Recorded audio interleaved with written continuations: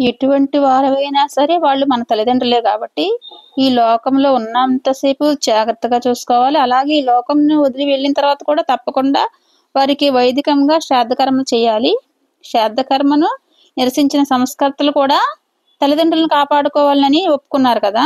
మనం సమర్పించే నువ్వులు, నీళ్లు, అన్న పిండములు, ఫలములు ఇక్కడే ఉంటాయి కదా! మన కళ్ళ ముందు చనిపోయిన వారొచ్చి ఎప్పుడు తినలేదు కదా! పునర్జన్మ సిద్ధాంతం ప్రకారం వారు మరలా జన్మించి ఉంటే వారి కోసమని ఇవన్నీ చేయటం పిచ్చి పని అని కొందరు వాదన. దానికి సంబంధించి చిన్న ఉదాహరణగా ఒక కథ చెప్తున్నారు. ఒక మోతుబరి తన కొడుకును దూరాన ఉన్న ఒక పట్టణంకు పై చదువులకు పంపించాడు. కొన్ని దినములలో ఫీజు కట్టాలని ఆ అబ్బాయికి తన తండ్రికి టెలిగ్రామ్ ఇస్తే మనీ ఆర్డర్ ద్వారా డబ్బు పంపమన్నాడు. తండ్రి కలవరపడ్డాడు. అతడు టెలిగ్రాఫ్ కార్యాలయానికి వెళ్ళి గుమ్మస్తా గారికి డబ్బులిచ్చి టెలిగ్రాఫిక్ మనీ ఆర్డర్ ద్వారా డబ్బును తన కొడుక్కి పంపమన్నాడు. డబ్బులకి కన్నాలు చేసి అందులోకి తంతి దూర్చి దాన్ని మొత్తం వాళ్ళ అబ్బాయికి పంపుతాడని అనుకున్నాడు అతను. కొద్దిసేపటి తర్వాత ఆ గుమ్మస్తా డబ్బు మీ అబ్బాయికి పంపబడింది, అతను చేరుతుందని అన్నాడనమాట. ఆ రైతు మళ్ళా కలవరపడ్డాడు. డబ్బు అక్కడ ఉన్న గల్లాపెట్టిలోనే ఉంది, డబ్బుల్ని కట్టి ముడి కూడా వేయలేదు. అతను గుమ్మస్తా గారితో నేను ఇచ్చిన డబ్బు ఇక్కడే ఉంది కదా, వాటికి మీరు కన్నం కూడా చేయలేదు, మరి మా అబ్బాయికి ఎలా పంపారు అని అన్నాడనమాట. గుమ్మస్తా అతనితో మీ అబ్బాయి చేరుతుందని భరోసా ఇచ్చాడు. తర్వాత అతని సందేశములు పంపు పనిలో మునిగిపోయాడు.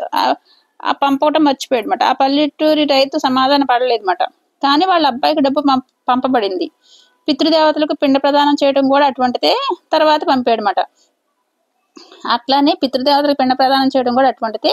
శాస్త్ర ప్రకారం చేయవలసిన క్రతువు శ్రద్ధగా చేస్తే పెట్టిన శ్రాద్ధం పితృదేవతలకు అందేటట్టు దేవతలు చేస్తారని, వారు ఆవులుగా పుట్టినట్లయితే అంటే ఆవులకు పెట్టినట్లయితే పెట్టిన శ్రాద్ధం వారి గడ్డి దాన రూపంలో అందుతుందని, మనం పెడితే పరమాత్మ ఆజ్ఞ ప్రకారం సంబంధించిన దేవతలు వారికి అందిస్తారని, కనుక చనిపోయిన తల్లికి తండ్రికి పెట్టిన శ్రాద్ధం వారే వచ్చి తీసుకోవాలని లేదు, అది వారికి చెందుతుంది అంతే అని చెప్పారన్నమాట.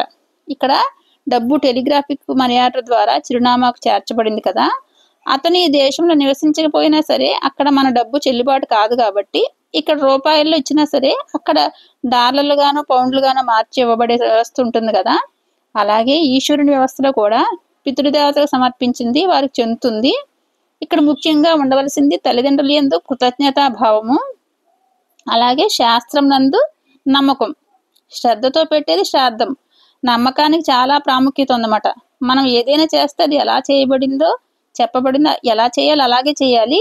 ఉత్తరం రాస్తే అది ఎవరికి చేరాలో వారికి చేరుతుందా,